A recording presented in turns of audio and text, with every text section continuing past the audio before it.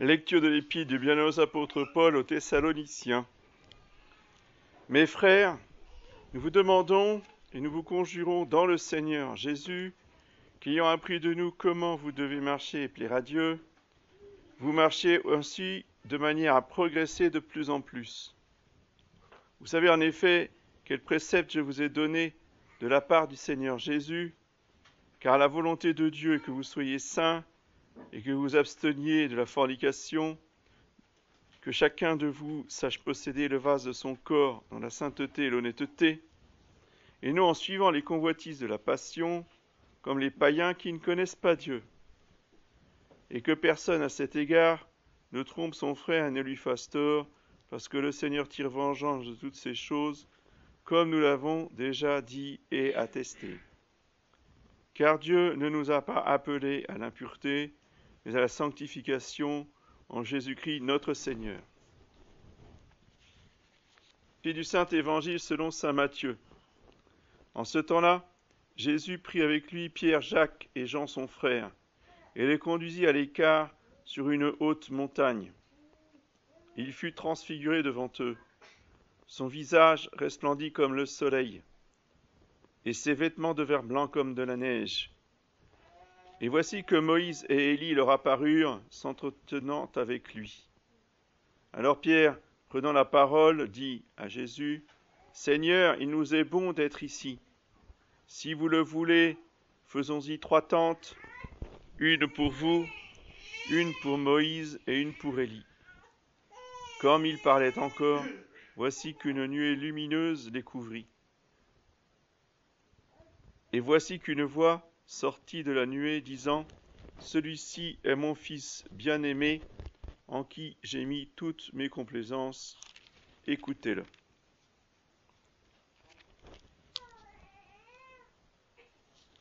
Les disciples, l'entendant, tombèrent le visage contre terre et furent saisis d'une grande crainte. Mais Jésus, s'approchant, les toucha et leur dit, « Levez-vous et ne craignez pas. » Alors levant les yeux, ils ne virent plus que Jésus seul. Comme ils descendaient de la montagne, Jésus leur donna cet ordre, « Ne parlez à personne de ce que vous avez vu, jusqu'à ce que le Fils de l'homme soit ressuscité d'entre les morts. »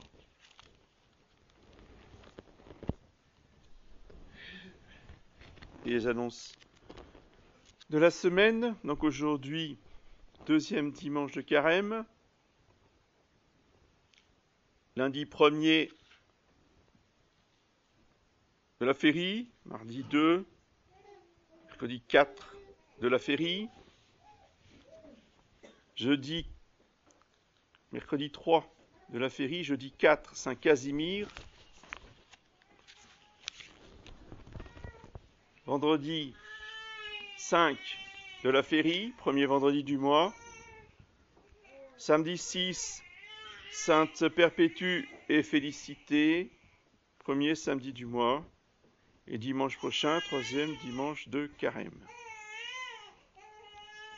La messe, comme d'habitude, à 9h, sauf vendredi, samedi à 11h pour le premier vendredi et premier samedi. Cet après-midi à 16h, vêpres et salut Saint-Sacrement. Et à partir de lundi, nous commençons le mois de Saint-Joseph, où nous pratiquerons durant tout le mois une dévotion spéciale à Saint-Joseph, soit la litanie, soit une prière. Comme vous pouvez le remarquer, la chapelle commence à devenir petite.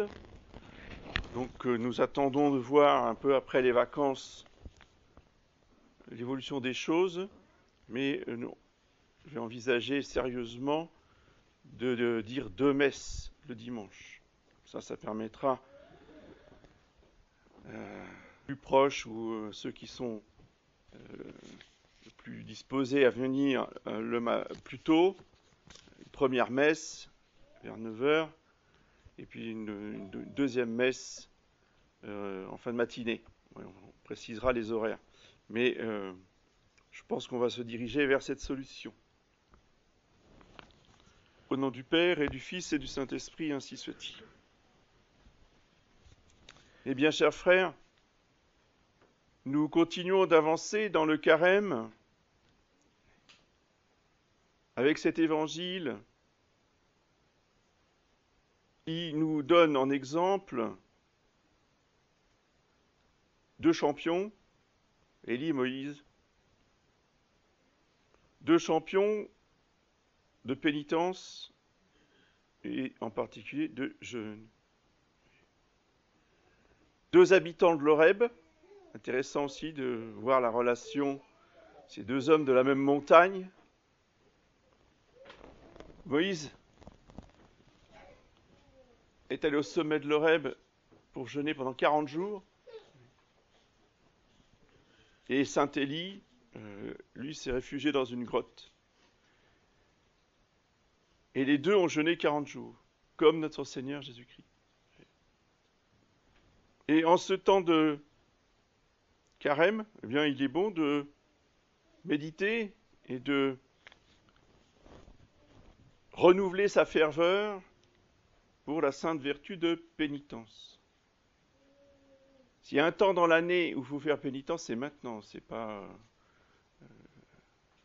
au mois de juillet. Oui. La mode aujourd'hui, c'est de jeûner au mois de juillet. Oui. Parce que quand on jeûne, on a froid. Donc il faut jeûner en été. Donc ça, les braves païens, c'est déjà bien, hein, c'est un bon commencement. Mais vous voyez, c'est pour le bien-être. Donc nous, on ne jeûne pas pour le bien-être. Pas pareil. Nous, on jeûne pour réparer nos péchés. Cette réparation des péchés se fait à la fois dans les larmes et à la fois dans la joie. Ça, elles ne peuvent pas comprendre à l'extérieur.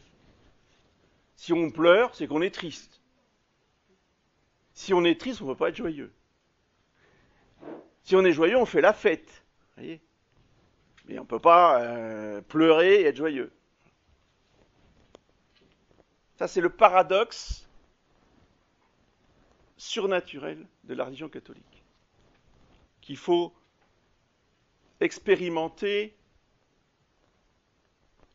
au fur et à mesure, année après année, et nous ne l'expérimentons que si nous respectons les règles. Ces règles, elles sont données par l'Église, évidemment, le commandement de Dieu, le commandement de l'Église et les lois du droit canon. Ça, c'est la loi extérieure. Et n'oublions pas que nous ne sommes pas des hommes de la loi extérieure. Ça, c'était les Juifs, avant Jésus.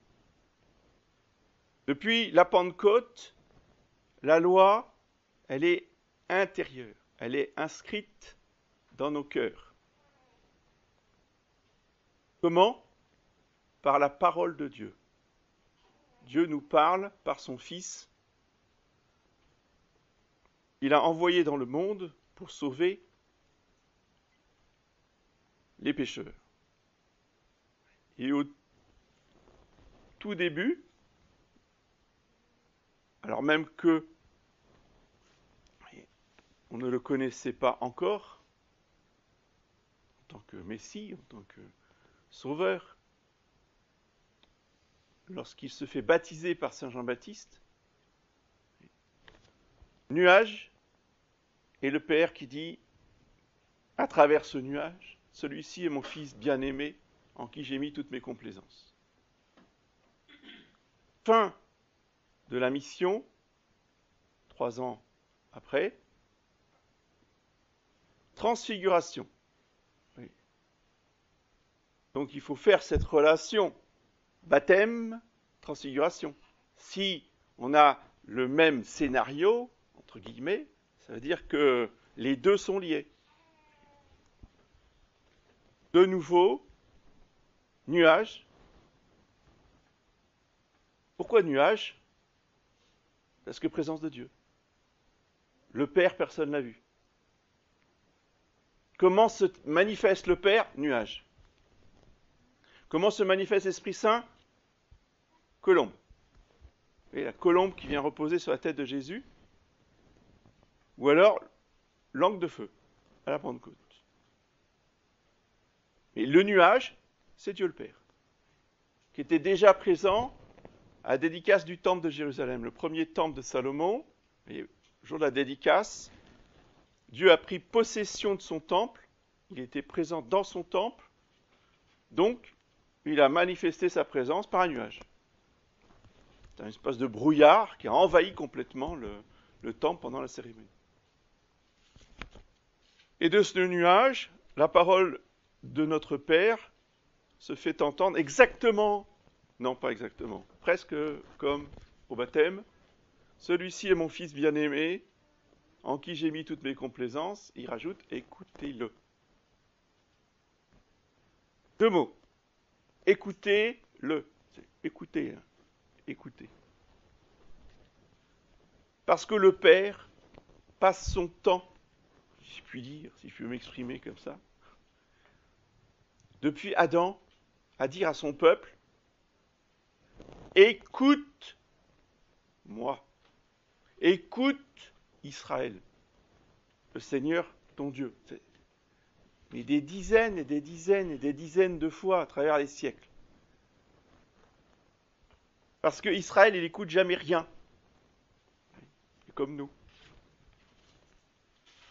C'est pour ça que l'Église nous fait dire tous les matins à l'office, puissiez-vous aujourd'hui entendre sa voix. N'endurcissez pas vos cœurs comme dans le désert, où vos pères m'ont tenté. Ils m'ont mis à l'épreuve, bien qu'ils aient vu mes œuvres. Dire quoi? Dire que, justement, le peuple qui suivait Moïse, le même qui est à côté de Jésus, là, sur le mont Tabor, s'est révolté de nombreuses fois contre le Dieu qui l'avait délivré de Pharaon. L'ingratitude. Ils ont vu la mer Rouge s'ouvrir pour les laisser passer. Ils ont vu l'armée de Pharaon, avec Pharaon au milieu, englouti dans les eaux de la mer Rouge. Ils ont vu. Ils ont exulté de reconnaissance. 5 minutes, le temps de chanter. Aaron et Marie, le frère et la sœur, ils ont fait un cantique. Puis quelques jours après, qu'est-ce qu'il a fait Aaron? Il a récolté tous les bijoux du peuple et puis il les a fondus pour faire un veau d'or. Ça, c'était juste le début, c'était le commencement. Après, il y en a eu d'autres. Parce que Dieu parle et le peuple n'écoute pas.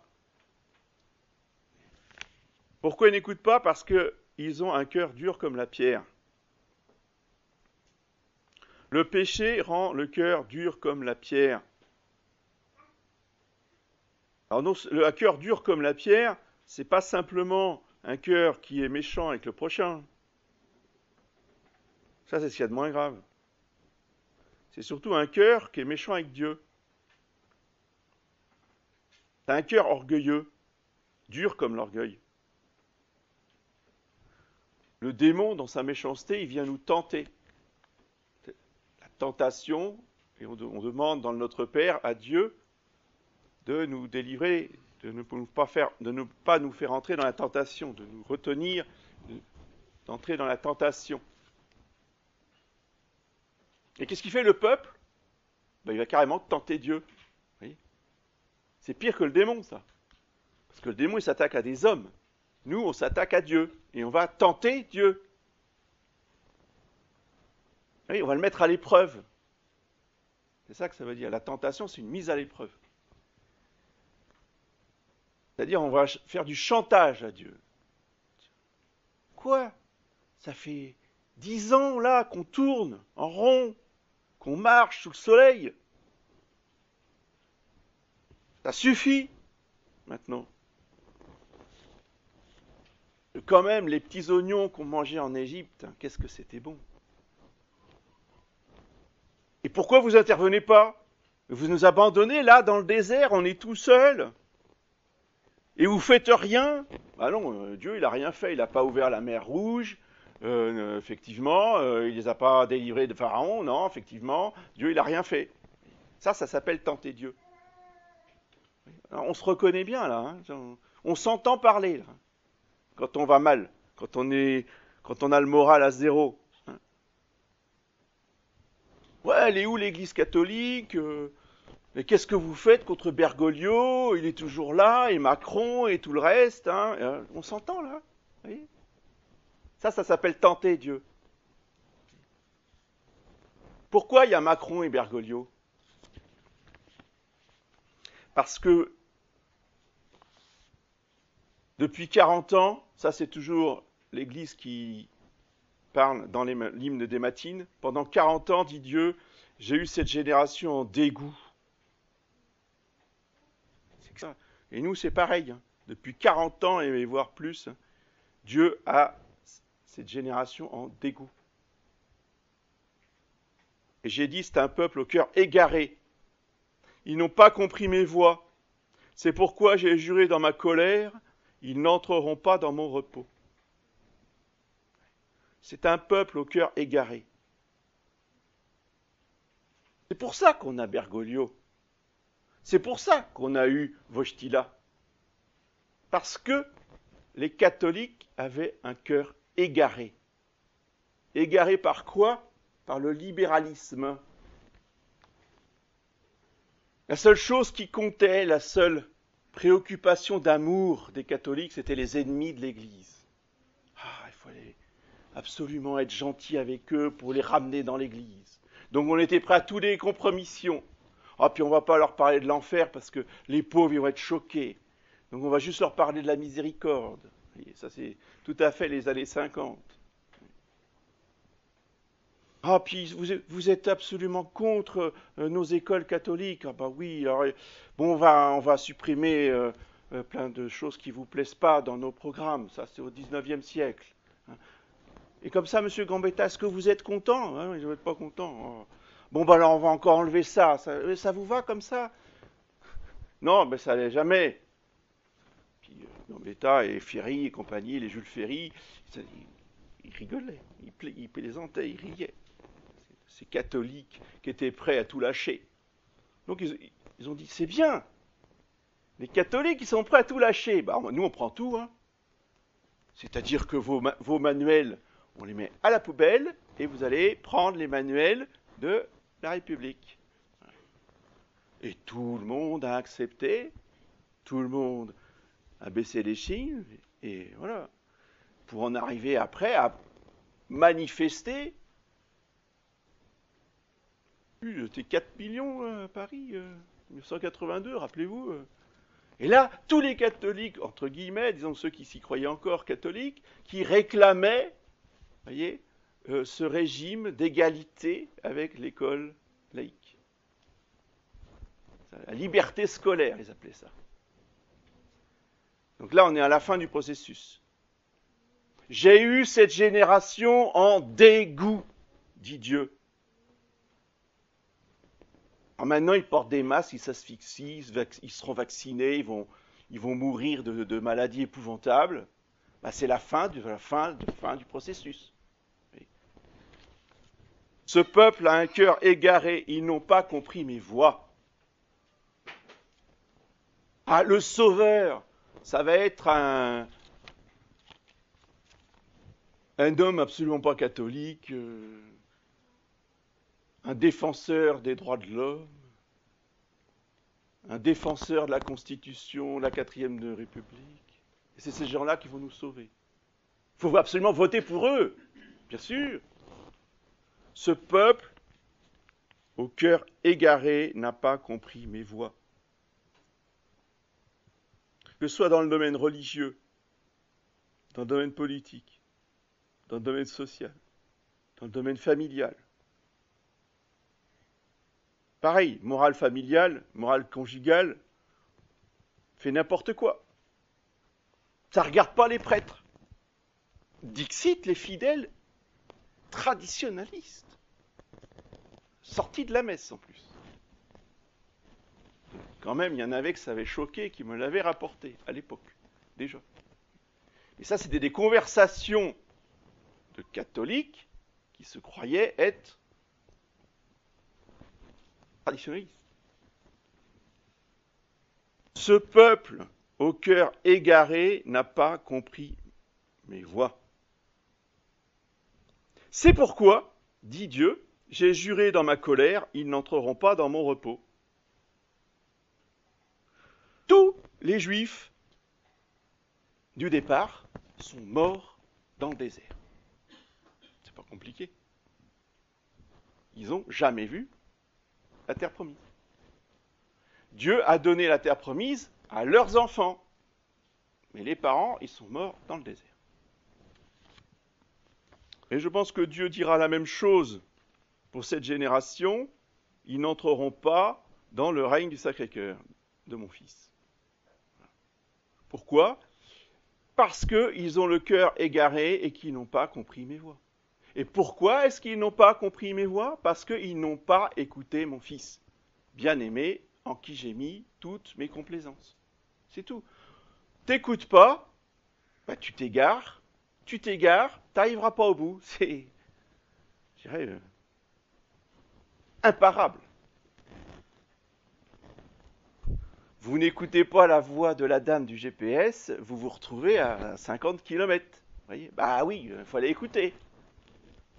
Il n'y peut rien, c'est comme ça que ça fonctionne. Quand c'est Dieu qui parle, vous voyez, l'égarement a des conséquences beaucoup plus graves. Alors comment fait-on pour écouter Dieu ? Eh bien, il n'y a pas 36 solutions, il n'y en a qu'une, qui est toute simple. Oui. Ça veut dire que ce n'est pas compliqué.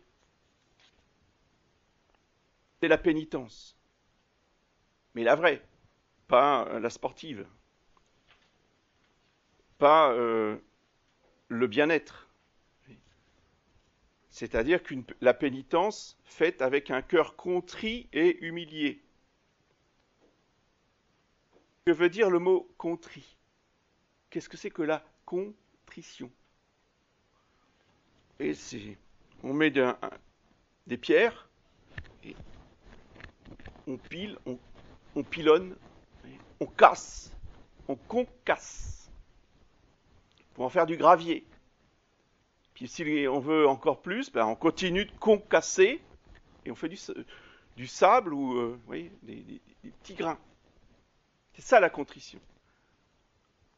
Je vous ai dit tout à l'heure, le cœur est dur comme la pierre, donc on met son cœur là et on pilonne, puis on casse pour en faire jaillir des larmes. Des larmes, pas simplement de regret, mais des larmes d'amour d'avoir offensé un Dieu si bon, si patient avec nous. Le bon Dieu qui nous attend pendant des années et des années. Et nous, qui n'entendons pas sa voix. Alors, dans l'office des laudes de Carême, on chante dans l'hymne « Puisque vous nous offrez ce temps favorable, donnez-nous des ruisseaux de larmes pour purifier l'hostie qu'embrase une joyeuse charité sur l'autel de notre cœur. » Cette strophe est absolument magnifique. Pourquoi pleurer ? Ce n'est pas uniquement pour s'apitoyer sur soi-même. Que je suis malheureux, malheureuse. Que c'est horrible ma vie. Non, non, ça c'est pas des larmes de contrition, vous voyez. Les ruisseaux de larmes sont des larmes d'amour, pas parce que on a mérité l'enfer, que c'est horrible l'enfer, pas parce qu'on mérite le purgatoire, parce que le purgatoire c'est tellement terrible, combien je vais souffrir, oh mon Dieu. Non, tout ça c'est pas bon. dis pas que c'est mauvais, mais c'est pas ça, le carême. Les larmes dont on parle ici ne sont pas ces larmes-là. Les larmes dont on parle ici sont des larmes d'amour, de compassion, pas pour moi, de compassion pour le Seigneur Jésus, qui a subi sa passion, qui est mort sur la croix, pour moi et à ma place. C'est moi qui aurais dû être là. Et il a dit à son Père, je prends sur moi tous les péchés du monde. Quel amour, quel dévouement, quel oubli de lui-même, quelle charité. Et là, on a des vraies larmes qui coulent.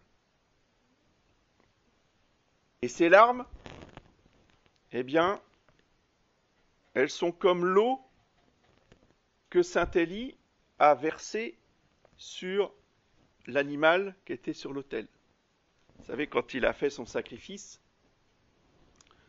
en concurrence avec les prêtres de Baal, la règle qu'il avait donnée, c'est qu'il fallait inonder la victime, eux et lui, et attendre que le feu du ciel consomme la victime.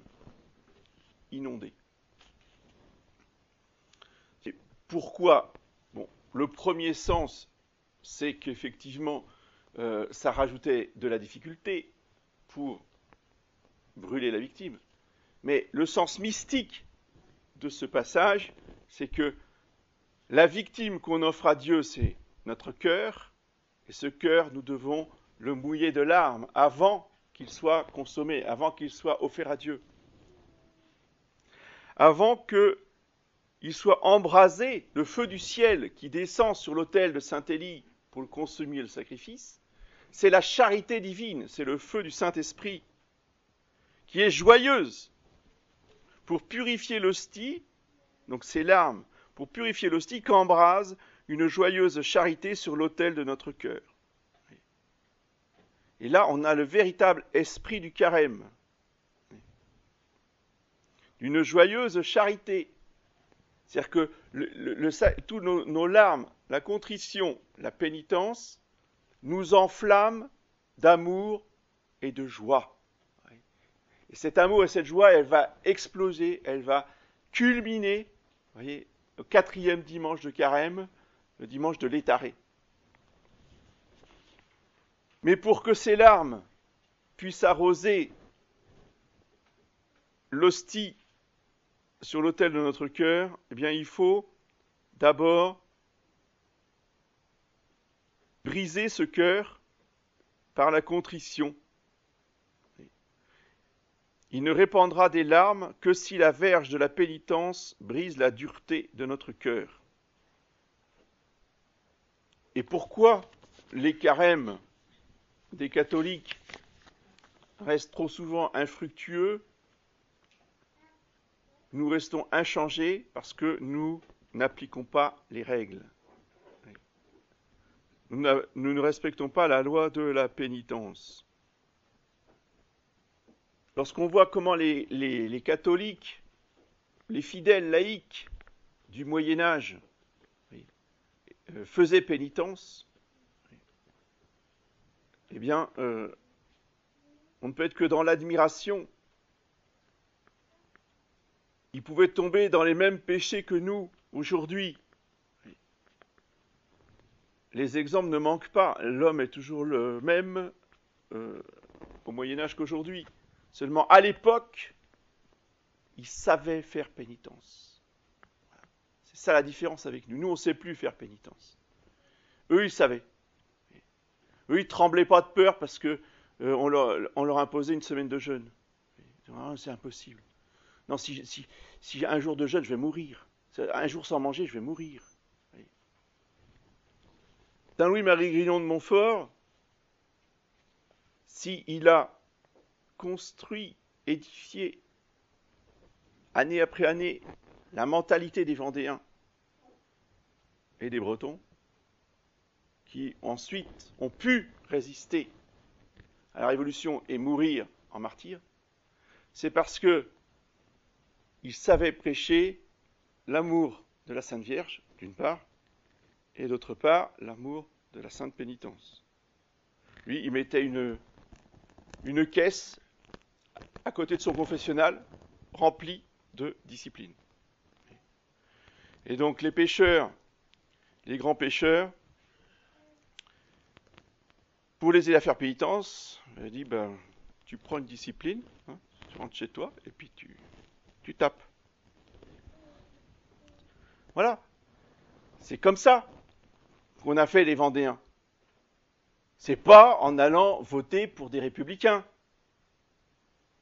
En disant, la pénitence, non, ça c'est extrême, c'est une secte.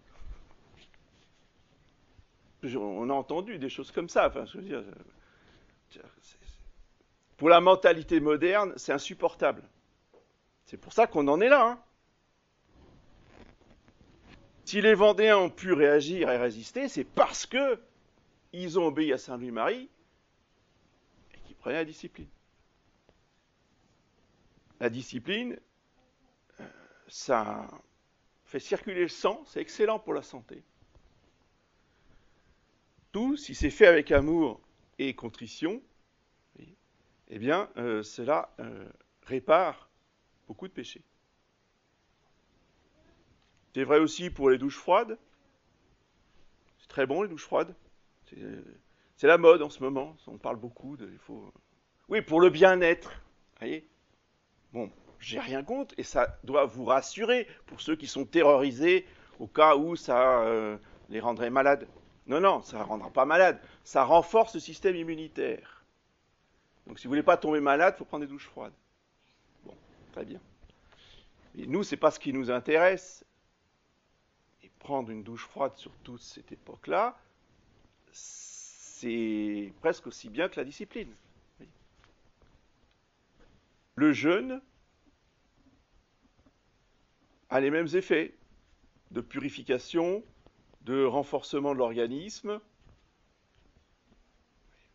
Et il faut, dans sa tête, changer la mentalité qu'on nous a inculquée depuis des années. Est-ce que tu as bien pris ton petit déjeuner ? Tu pars pas à l'école sans en prendre ton petit déjeuner, c'est très très très très important, sinon tu vas tomber dans les pommes. Si tu n'as pas un petit déjeuner, on va mourir. Bon, ça c'est tout. Mais, voilà, les hommes pendant des milliers d'années, ils ne mangeaient pas de la matinée, souvent. Ils mangeaient quand ils avaient le temps. Ils n'en mourraient pas pour autant. Alors, pour la pénitence, on peut très bien t'ôter un repas, voire 2, voire 3, voire 4, voire 5. Après, c'est à chacun de voir. Et d'y aller progressivement. Bien sûr, pas y aller tout d'un coup. Mais, ne serait-ce que sauter un petit déjeuner, vous voyez, c'est chose basique. Mais par amour pour Dieu, en esprit de réparation pour nos péchés, pas pour le bien-être. C'est très important. Ensuite, très bonne pénitence, qui ne fera que du bien à notre corps. Faire attention à ce qu'on mange. Aujourd'hui, les catholiques, les meilleurs, les non-unakum, ne comprennent strictement rien, surtout les jeunes, à la pénitence dans le manger. Je me goinfre de hamburgers avec plein de ketchup, avec des viennoiseries, du sucre à gogo, du coca, et on se gaffe de coca.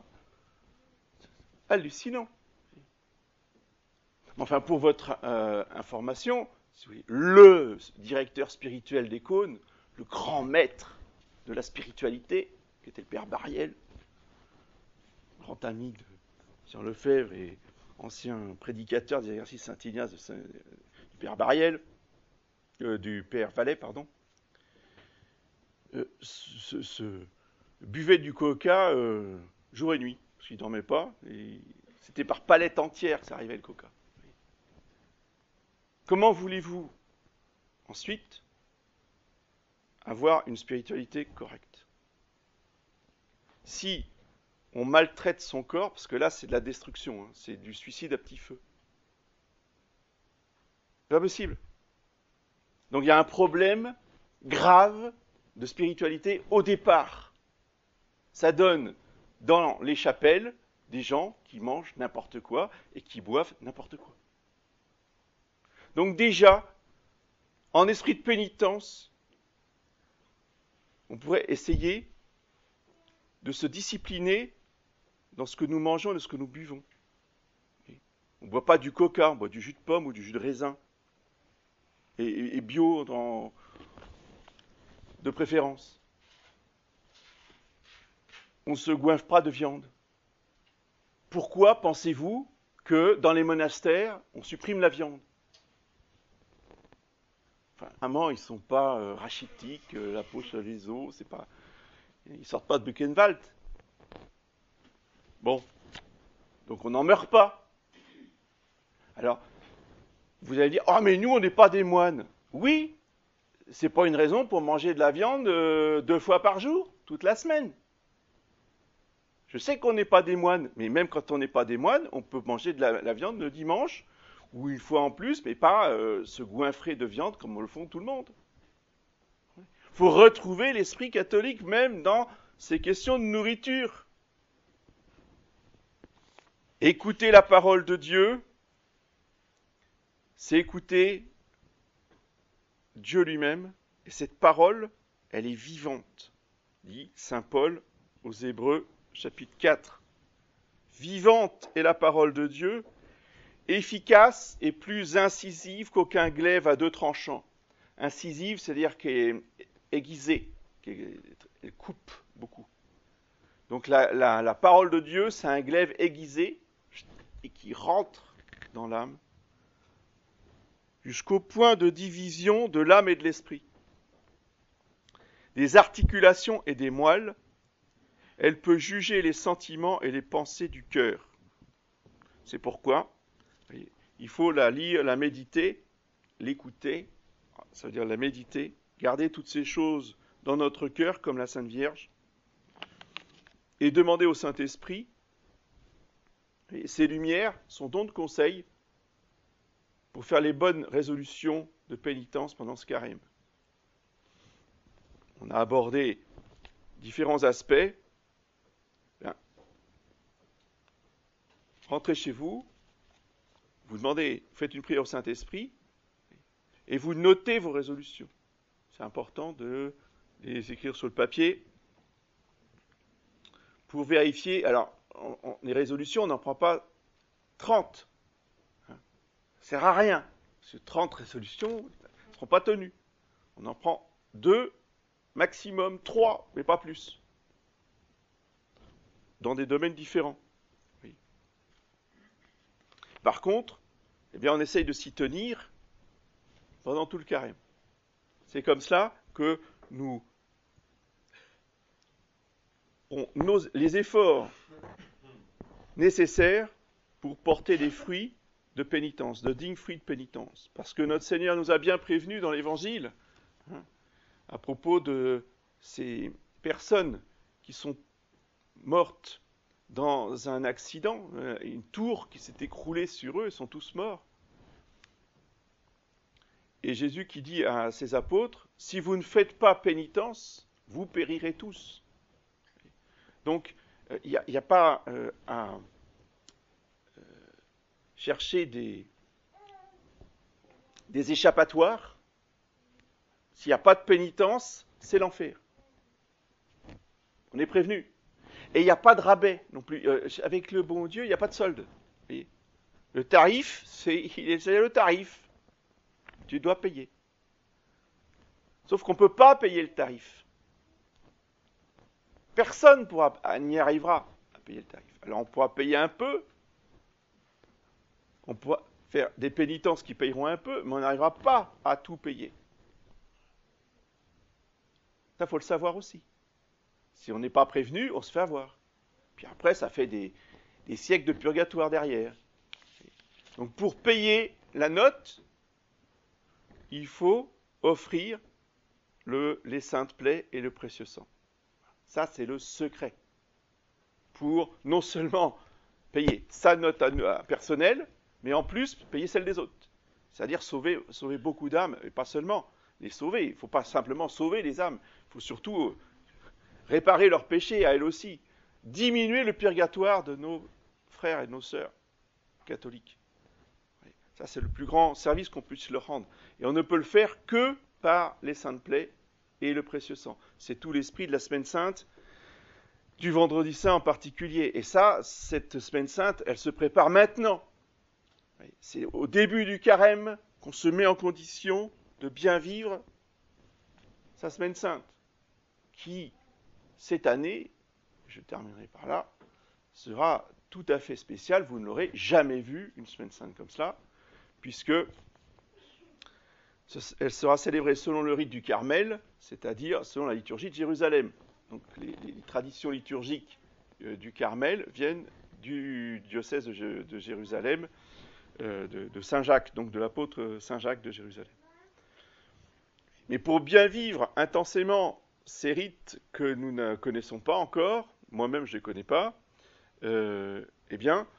préparons-nous spirituellement, voyez, en faisant un carême fervent, en faisant une pénitence joyeuse.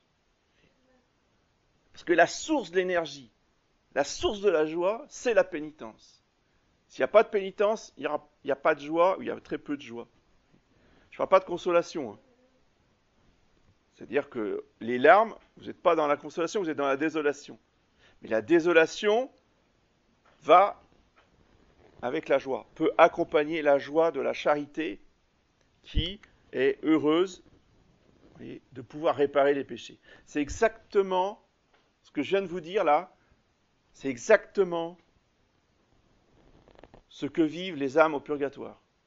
Elles sont dans une souffrance absolument inimaginable pour nous, et en même temps, elles sont joyeuses. Elles sont joyeuses parce que toutes les conséquences du péché en elles sont détruites par le feu, par la souffrance, et elles savent qu'elles vont rendre gloire à Dieu à la fin. Et ça, c'est une joie immense qui accompagne leur souffrance. Donc il y a les deux ensemble. Eh bien, notre carême, voyez, doit être semblable, de manière différente, évidemment, d'accompagner nos larmes et notre contrition d'une charité joyeuse.